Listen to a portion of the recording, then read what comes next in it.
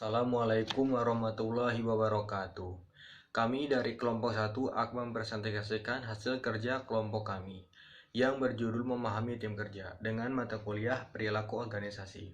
Sebelum kami mempresentasikan hasil kerja kelompok kami, saya di sini akan memperkenalkan dulu anggota dari kelompok 1. Yang pertama ada saya sendiri sebagai moderator Anugrah Rizky, kemudian ada Muhammad Fikri Hardiansyah, kemudian ada Muhammad Hasidin, kemudian ada Regi Juniarti, kemudian ada Safa Suci Suhendi, dan juga Wahyudi. Pengertian tim kerja. Tim kerja itu adalah kelompok yang usaha individualnya menghasilkan kinerja lebih tinggi daripada jumlah masukan individual. Dalam kurung Stephen, Timothy 2008.2/406, tutup kurung. Hal ini memiliki pengertian bahwa kinerja yang dicapai oleh sebuah tim lebih baik daripada kinerja per individu di suatu organisasi. Perbedaan tim kerja dengan kelompok kerja. Kelompok kerja work group adalah kelompok yang berinteraksi terutama untuk berbagai informasi dan membuat berbagai keputusan untuk membantu setiap anggota bekerja di area tanggung jawabnya. Sedangkan tim kerja work team menghasilkan sinergi positif melalui usaha yang terkoordinasi. Usaha-usaha individual mereka menghasilkan satu tingkat yang lebih tinggi dari jumlah masukan individual. Jenis-jenis tim. 1. Tim pemecah masalah.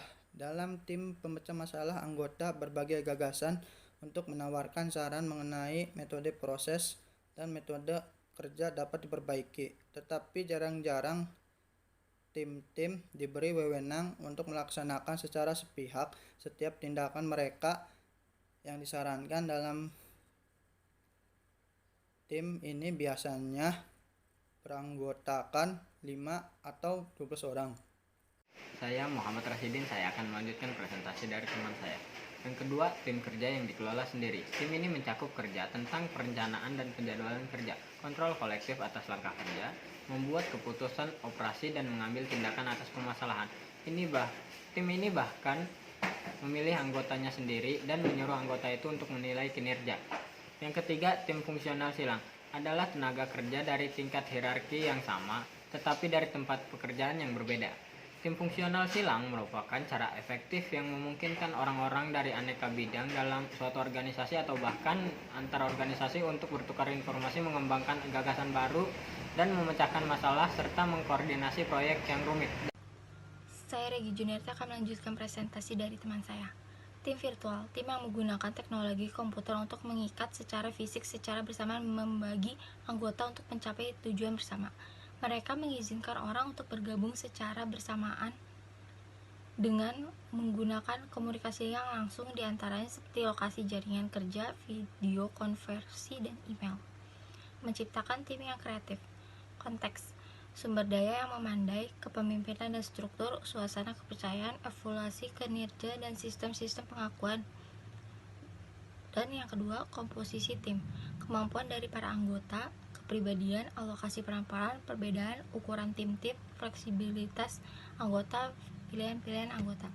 Materi selanjutnya akan dibawakan oleh saya, Safa Suci Suhendi, NIM 31219259. Menciptakan tim yang kreatif yang ketiga, yaitu ada rancangan pekerjaan di mana ada otonomi, keanekaragaman keterampilan, identitas tugas, arti tugas. Yang keempat, proses, di mana ada tujuan utama, tujuan khusus, efektivitas tim, tingkat konflik, kemalasan sosial. Selanjutnya ada mengubah individu menjadi pemain tim. Yang pertama ada merekrut para pemain tim, yang kedua menciptakan para pemain tim, yang ketiga menyediakan insentif agar menjadi pemain yang baik. Yang keempat, menentukan para anggota kelompok saling bergantungan atau tidak. Materi selanjutnya akan dibawakan oleh teman saya. Terima kasih. Kelebihan dan kekurangan kerjasama tim. Kelebihan kerjasama tim meliputi yang pertama, meningkatkan informasi dan pengetahuan. Yang kedua, meningkatkan ragam pandangan. Yang ketiga, meningkatkan penerimaan atas suatu solusi. Yang keempat, meningkatkan tingkat kinerja. Sedangkan kekurangan kerjasama tim meliputi yang pertama, tim kerja memungkinkan terjadinya group think. Yang kedua, memungkinkan terjadinya reader. Yang ketiga, memungkinkan pengambilan keputusan berlarut-larut. Yang keempat, adanya agenda-agenda tersembunyi.